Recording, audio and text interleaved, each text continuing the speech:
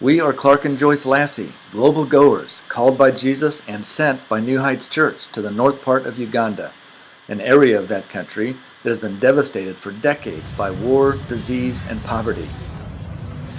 One of the personal desires that God has really stirred in my heart is to figure out how we can help the Ugandans learn how to incorporate business ideas and principles in order to help them reach a level of self-sustenance that's beyond just survival mode.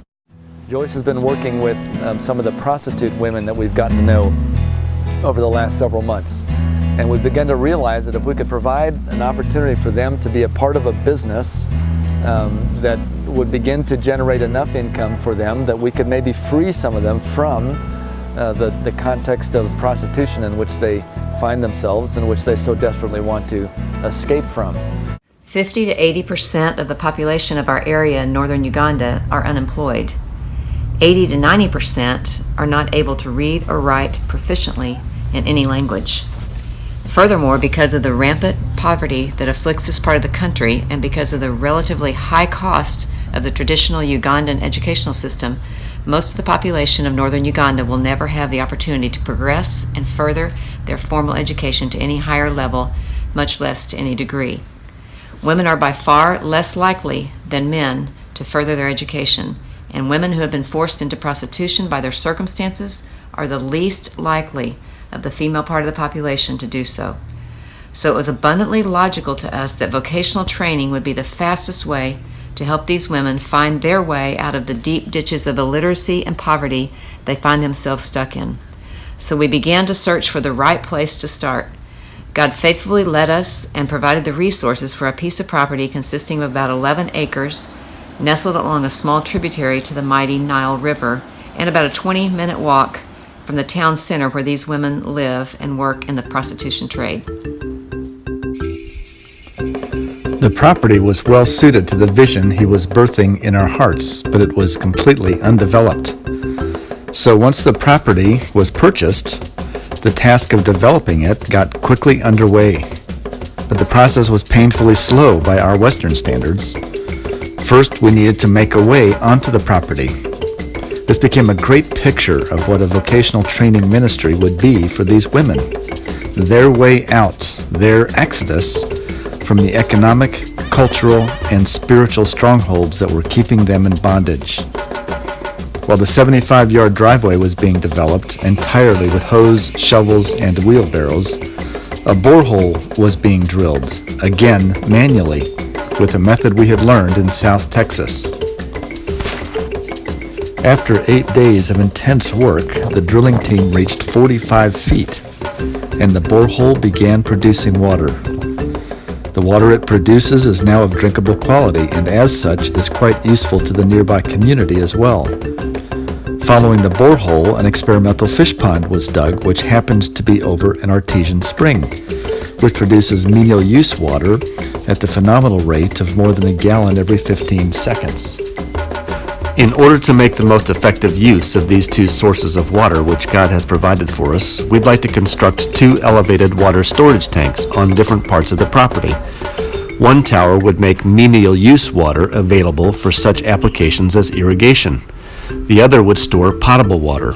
Each would cost about $4,000. Another of the exciting provisions God has made for us is a block-making machine which utilizes a compression mechanism to press locally available materials, including cement, into air and water-cured interlocking blocks that fit together like Legos without the use of mortar. When the operation is in full swing, we're producing about 400 blocks per day, and have begun utilizing the blocks we're making in the construction that is taking place as the project continues its development. Because this system produces very strong and cost-effective building materials, we plan to use this block both in all future construction on the property, but also to help financially support the project by selling these blocks to other builders in the region. Perhaps the most inspiring development yet really begins to bring this vision full circle. Last September, God led us to hire the first 4 women from the Prostitution Association that Joyce had befriended. Initially, the work they did was entry-level, unskilled labor like clearing land for gardening and other uses, and carrying water for use in the block-making process. They worked diligently and joyfully, also eagerly learning biblical and spiritual truth from the discipleship curriculum we utilize called The Story of God's Family, a commitment we require of all those who work for the Exodus Project. And then an amazing thing began to happen. As these hard-working young women watched the block-making and construction take place, they began to express strong interest in participating in it and learning it. So we began to teach them. And as we did, we began to realize that these women could quickly learn enough about both these processes that they could become Uganda's first all-female construction team, able to build residences and small commercial use buildings from start to finish. We still plan to construct a facility for a cafe with guest rooms and classroom space as well, which will be the project with which we enhance their learning in construction. After its completion, the cafe and guest house will itself become a place of employment and learning, but will also become a revenue-producing entity that will help financially sustain the Exodus project. A facility like this would provide a very well-suited context in which many of these women could be empowered to establish themselves in wholesome, productive, and transformational places of business, and to become mature and biblically grounded spiritual leaders as well. The gospel will only travel across a relational bridge that is strong enough to bear its weight. And so really, before we can even begin to communicate the truth of the gospel, often it's necessary to build a relationship of trust with that person. One of the rewarding aspects of life for me in Uganda has been getting to know and meeting with some of the women in Karuma, a small town near Restoration Gateway, women who have given themselves to prostitution as a means of survival. They desperately want to get out of that lifestyle, but they see no hope. They see no way for them to provide for their children or for themselves. My name is Alum Dokas. With me, I'm struggling hard, but my capital is in my hands. She heads up the organization that the prostitutes have formed for themselves, an organization not to promote themselves, but rather to support themselves. She's become a dear friend to me. She has a shop in town where she does some hair braiding, so I find when I go into the market, I can stop and see Dorcas and get to visit with several of the women in that organization. Joyce has an incredible gift of encouragement, and she's able to speak such positive and encouraging messages of hope into the lives of people when she shares with them and gets to know them. Joyce, I met her when we were on the meeting there. I was so glad at that day. She became my friend that day. She's trying to help me in any way. She always come and check me how I'm doing in my business.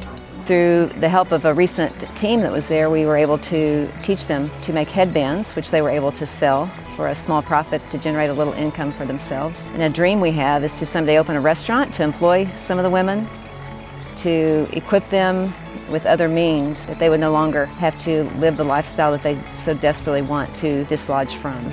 We started to make that group so that we see the way we can change their life by giving them something to do. We sit down, when we sit with her, we share a lot with her, how we could change the life of those women.